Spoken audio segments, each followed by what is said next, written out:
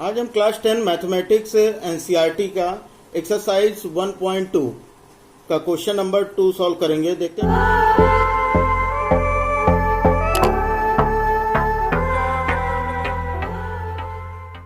हैं क्या है। पूर्णांकों के निम्नलिखित युग्मों के एलसीएम और एचसीएफ ज्ञात कीजिए तथा इसकी जांच कीजिए कि दो संख्याओं का गुणनफल एलसीएम गुणे एचसीएफ है। तो जिन लोगों ने पिछली क्लास अटेंड की थी, जिन लोगों ने पिछला वीडियो देखा था, वो लोग तो आसानी से कर लेंगे कि एलसीएम और एचसीएफ मैंने उसमें सारी बेसिक चीजें पहले ही बता दी थी। तो हम यहाँ पर देखते हैं कि इस क्वेश्चन को कैसे सॉल्व करेंगे। जैसे दिया 26 और 91, तो पहले तो हम 26 का अभाज्य गुणनखंड करेंगे। तो 26 का हो जाएगा 2 × 2 2 × 6, यानी 26 का अभाज्य गुणनखंड हो जाएगा 2 × 13। फिर 91 का अभाज्य गुणनखंड करेंगे। 91 का, तो 91 देखो 91 किससे कटेगा 7 से, तो हो जाएगा 7 × 7 7 14 7 × 21, तो ये हो जाएगा 13 × 13, यानी 91 का हो जाएगा 7 × 13। तो सबसे पहले हम देख लेते हैं इसका एलसीएम क्या होगा। तो एलसीएम में क्या चीजें बताई थी कि एलसीएम में जो चीजें कॉमन होती हैं उनको एक बार लिखना है और जो चीजें कॉमन नहीं होंगी उनको भी लिखना है। तो जैसे अब यहाँ इस क्वेश्चन में देखो, तो यहाँ पर क्या चीजें कॉमन है, 13 कॉमन है, तो 13 को हम एक बार लिखेंगे। 2 और 7 नहीं कॉमन है, तो हम 2 × 7 भी लिख देंगे, और 13 कॉमन है तो इसलिए हम 13 भी लिख देंगे। अब इसको अगर हम मल्टीप्लाई करें, 2 × 7 × 13 मल्टीप्लाई करो, तो मल्टीप्लाई करने पर 7 दूनी 14, 14 का 13 से गुणा करेंगे तो हो जाएगा 182। अब यहाँ एचसीएफ देखो, इसी में अगर हमको एचसीएफ निकालना हो तो एचसीएफ में क्या बताया था, केवल दो जो चीजें कॉमन है केवल वही लिखनी है। जैसे इसमें देखो दोनों में 13 है, तो हम क्या हो जाएगा हमारा 13 इसका एचसीएफ हो जाएगा, तो ये हो जाएगा एचसीएफ 13। फिर हमें क्या प्रूव करना है, हमें जांच करना है। क्या लिखना है अब जांच, तो जांच करना है तो जांच लिखेंगे, तो हो जाएगा अब जांच। क्या जांच करना है कि दोनों संख्याओं का गुणनफल, इन दोनों संख्याओं का गुणनफल जो होगा इनके लासा और मासा के गुणनफल के बराबर होगा, यानी एलसीएम और एचसीएफ। तो लिख देंगे दो संख्याओं का गुणनफल, यानी अगर ये नंबर 1 है, ये नंबर 2 है, तो नंबर 1 × नंबर 2 क्या हो जाएगा is equal to LCM × HCF. अब देखो कितना है, 26 है एक संख्या, दूसरी संख्या 91 है, और इनका लासा कितना है 182 इनका लासा है, तो यहाँ 82 लिख दो। गुणे है, गुणे लगाओ। एचसीएफ कितना है 13, तो यहाँ 13 लिख दो। अब इन दोनों का गुणा कर लो, 26 × 91 करो, 26 × 91 तो हो जाएगा 1 × 6 = 1 दूनी 2, 9 × 6 = 54 के 4 हासिल आए 5, 9 दूनी 18, 18 × 5 = 23, तो कितना हो जाएगा 6, 4 2 6, ये हो गया 3, ये 2, यानी 2366। तो इसका आंसर आ गया 2366। अब देखो इसका गुणा कर लो, 182 × 13, तो अगर हम 182 × 13 करते हैं तो कितना हो जाएगा 3 दूनी 6, 3 8 24 के 4 हासिल आए 2, 3 1 3, 3 2 5, फिर हो जाएगा 1 दूनी 2, 1 8 8, 1 1 1, देखो 6 4 2 6, 8 5 13 और 1 इसमें जुड़ेगा 2, यानी इसका भी आएगा 2366। तो ये चीजें देखने की दोनों तरफ बराबर मान आ रहे हैं, तो ये हमारा क्या है, बिल्कुल सही है कि दो संख्याओं का गुणनफल उनके लासा और मासा के गुणनफल के बराबर होता है। तो यही लिख देंगे प्रूव्ड, या इति सिद्धम, जो भी लिखना चाहो ये लिख दो। दूसरा क्वेश्चन देखो, इसी का जो दूसरा पार्ट दिया गया है, दूसरा दिया गया 510 और 92, 510 और 92। अब देखो पहले क्या करेंगे, हम 510 का अभाज्य गुणनखंड निकालेंगे, फिर 92 का अभाज्य गुणनखंड निकालेंगे। तो 510 का अभाज्य गुणनखंड करो भैया, 510। तो एक चीज तो ये देखने से पता लग रही है कि ये क्या है, यहाँ पर लास्ट में 0 है, तो यानी क्या बताया था कि अगर लास्ट में 0 या 2 4 6 8 हो तो वो संख्या 2 से विभाजित होती, यानी यहाँ पर हम इसको 2 से विभाजित करेंगे, तो हो जाएगा कितना 2 दूनी 4, 1 बचा यानी 11, तो 2 पंचे 10, फिर 1 बचा तो हो जाएगा 2 पंचे 10। अब देखो 255 आया, तो 255 किससे होता है, अब पहले तो हम देख लेते हैं कि 5 के अलावा ये 5 से होगा, क्योंकि इकाई का अंक अगर 0 और 5 है तो वो 5 से होगा। इसके अलावा हम चेक कर लेते हैं कि क्या ये 3 से भी है, तो सब संख्याओं को जोड़ो, 5 5 10 2 12, तो 12 3 से विभाजित, इसका मतलब ये संख्या 3 से विभाजित होगी। तो हो जाएगा 3 8 24, एक बचा यानी 15 हो गया, 3 5 15। अब इसको 5 से कर लो तो कितना हो जाएगा, 5 के 5, 3 बचा तो ये 35, तो हो गया 5 7 35। यानी इसका 510 का अभाज्य गुणनखंड हो जाएगा 2 गुणे 3 गुणे 5 गुणे 17, ये हो गया। अब 92 का कर लेते हैं, तो 92 भी भाई देखो सम संख्या है, तो ये 2 से हो जाएगा, तो हो जाएगा 2 चौक 8, 2 छंग 12, फिर 2 से करेंगे 2 दूनी 4, 2 तिहाई 6, यानी कितना हो जाएगा 2 गुणे 2 गुणे 23, ये संख्या आ गई। अब देखो इसका हमें निकालना क्या है, सबसे पहले तो हम देख लेते हैं इसका एलसीएम। तो इसका एलसीएम क्या होगा, एलसीएम में क्या बताया कि जो चीजें कॉमन होंगी वो तो लिखनी ही है, और जो चीजें नहीं कॉमन है उनको भी लिखना है। तो यहाँ एलसीएम देखो 510 और 92 का एलसीएम, सबसे पहले देखो दोनों में 2 कॉमन है, तो ये 2 लिख लिया, बाकी तो और कुछ कॉमन दिखाई नहीं दे रहा है, तो ये 2 लिख दो, ये 3 लिख दो, ये 5 लिख दो, ये 17 लिख दो, और ये 23 लिख दो, सारी की सारी चीजें लिख दो। अब इनका गुणा कर लो, 2 गुणे 2 गुणे 3 गुणे 5 गुणे 17 गुणे 23, सबका गुणा करोगे तो गुणा करने में टाइम लग जाएगा, तो आप लोग गुणा कर लीजिएगा। तो गुणा करने पे आएगा 23,460, ये आ गया एलसीएम। फिर एचसीएफ देखो, एचसीएफ में क्या बताया था, एचसीएफ में बताया था कि जो चीजें कॉमन होंगी केवल वही लिखनी है आपको। तो क्या कॉमन है इसमें 2, तो यानी इसका एचसीएफ 510 और 92 का एचसीएफ हो गया 2। तो यहाँ पर इसकी जांच कर लो। जांच में क्या करना था हमें कि 2 संख्याओं का गुणनफल बराबर लासा गुणे मासा, यानी n1 गुणे n2 बराबर एलसीएम गुणे एचसीएफ, ये हमें बताना है। तो कितना था, पहली संख्या थी 510, दूसरी संख्या है 92, तो 510 लिख दो, गुणा लगा दो, फिर 92। एलसीएम कितना बराबर लगाया, एलसीएम कितना आया था 23,460, और एचसीएफ कितना आया इसका 2। अब देखो 510 और 92 का गुणा करो, 510 और 92 का गुणा, तो 510 और 92 का गुणा करोगे तो हो जाएगा 46,920, गुणा करके चेक कर लो क्या सही है। फिर 23,460 को 2 से गुणा करोगे तो 2 का 0, 6 दूनी 12, 2 हासिल 1, 4 दूनी 8, 1 9, 2 तिहाई 6 और 2 दूनी 4, तो यानी ये लेफ्ट हैंड साइड और राइट हैंड साइड बराबर है। तो यही हमें प्रूव करना था कि भाई बिल्कुल बात सही है कि 2 संख्याओं का गुणा जो होता है वो लासा गुणे मासा होता है।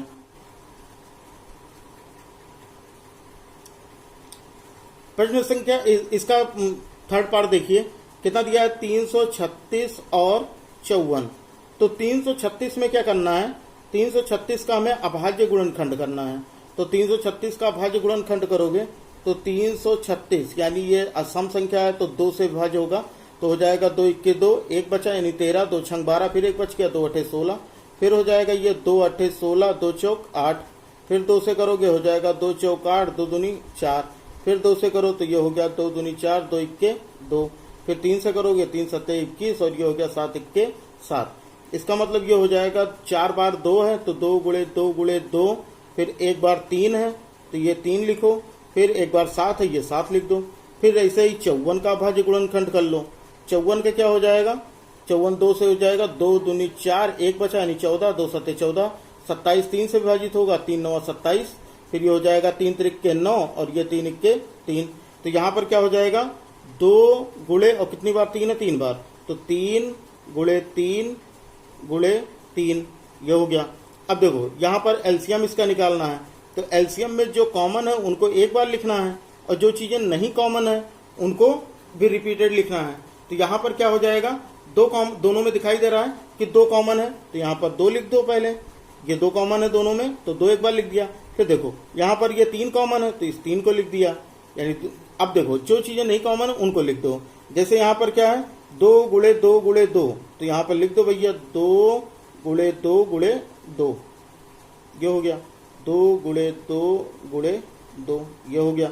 अब 3 देखो 2 बार 3 है तो इस 3 को भी लिख दो, 3 गुणे 3, फिर 1 बार 7, ये रफ था ये, यहाँ पर हो जाएगा गुणे 7, ये लिख दिया। फिर देखो 2 यानी कितनी बार, 4 बार 2 आया, 3 बार 3 आया और 1 बार 7 आया। इन सबका गुणा करोगे, इन सबका यानी 2 तिहाई 6, 6 दूनी 12, 12 दूना 24, 24 दूना 48, ऐसे ही गुणा करते जाओगे तो गुणा करने पे लास्ट में क्या आएगा, लास्ट में आ जाएगा 3024 गुणा करके आप लोग देखिएगा जरूर।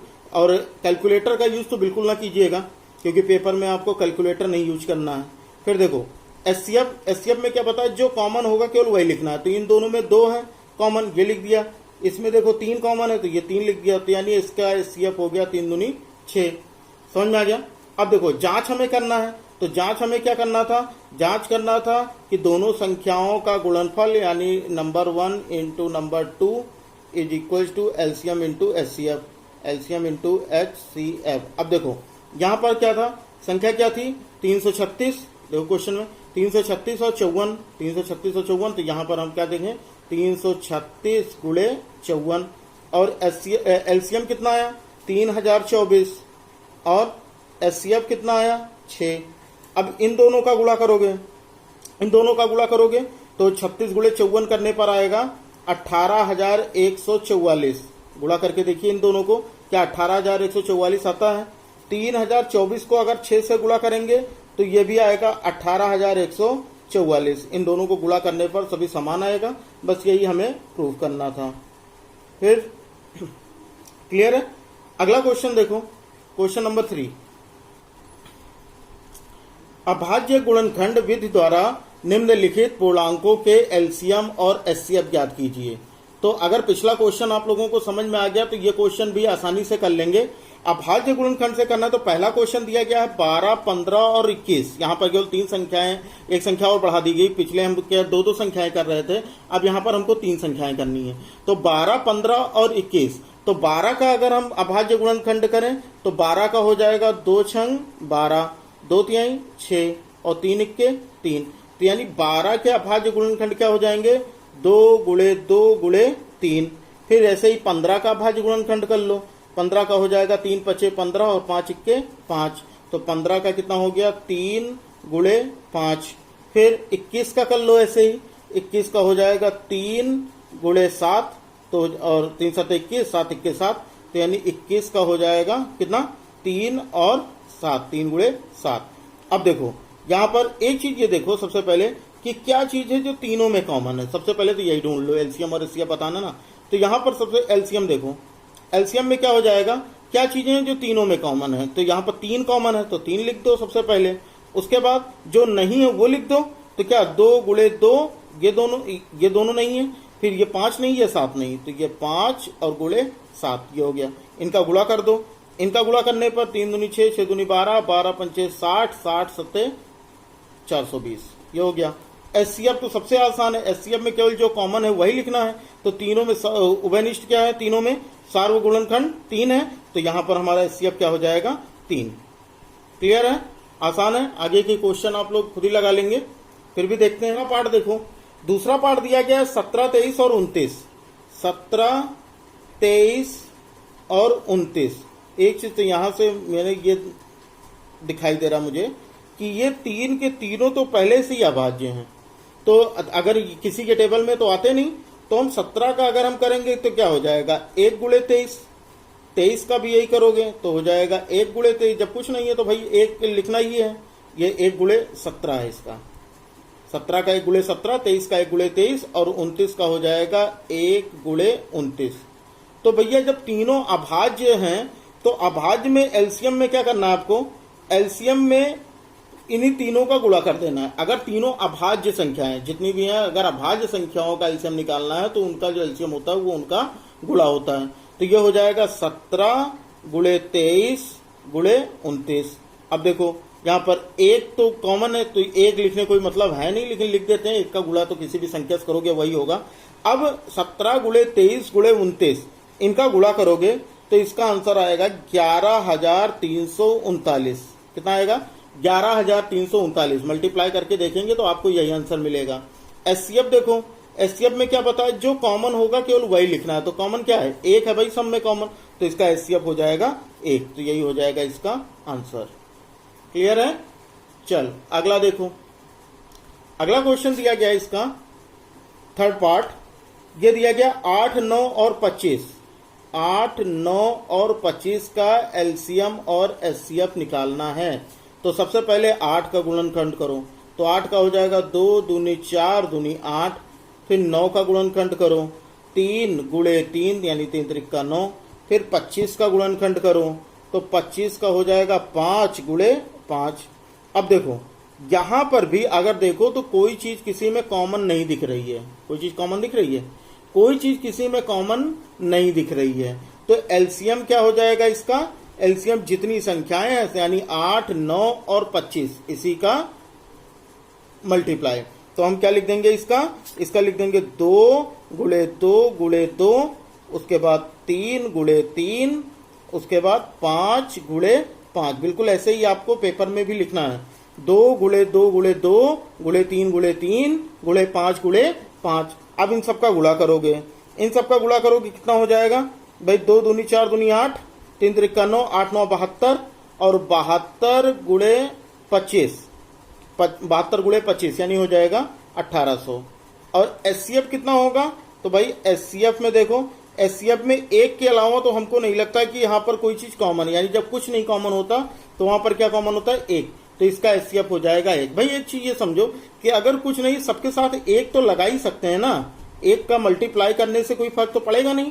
तो इसका मतलब जो कोई चीज कॉमन नहीं होगा तो वहां पर क्या कॉमन होगा? एक कॉमन होगा। यानी एचसीएफ जो है वो कम से कम एक तो आएगा ही। क्लियर है बात? अगले क्वेश्चन पे आते हैं। क्वेश्चन नंबर 4 देखिए क्या दिया है? एचसीएफ 306 और 657 का एचसीएफ 9 दिया है।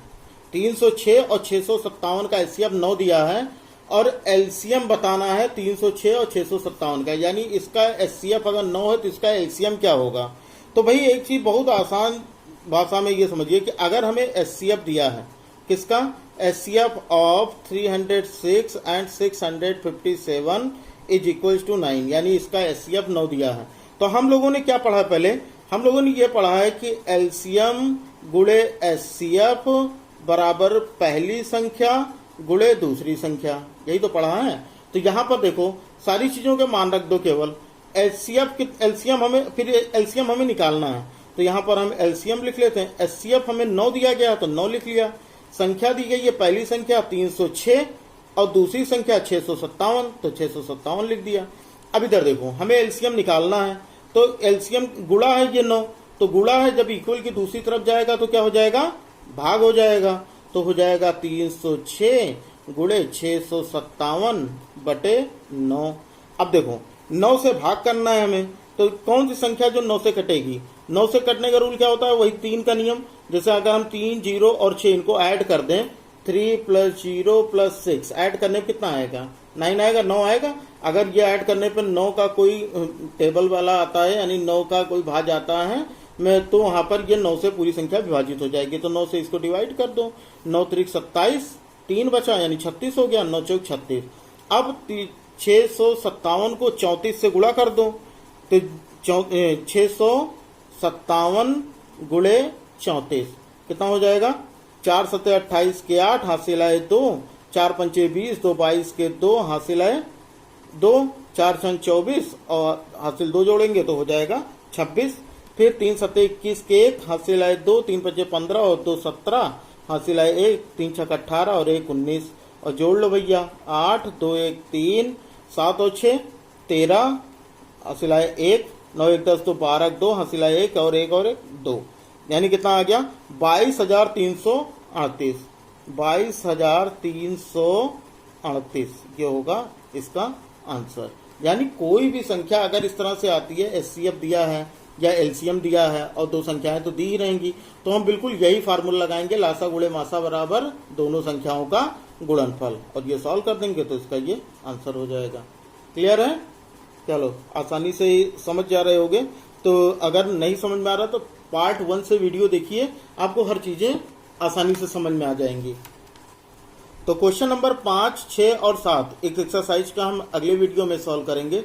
तो जाने से पहले अगर आप लोगों ने अभी तक वीडियो को लाइक नहीं किया है तो वीडियो को लाइक कर दें, क्योंकि ये मुझे बहुत मोटिवेट करता है आप लोगों के लिए अच्छी अच्छी वीडियो बनाने के लिए।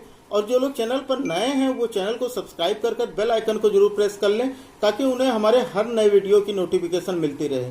तो फिर मिलेंगे अगले वीडियो में। जय हिंद, वंदे मातरम।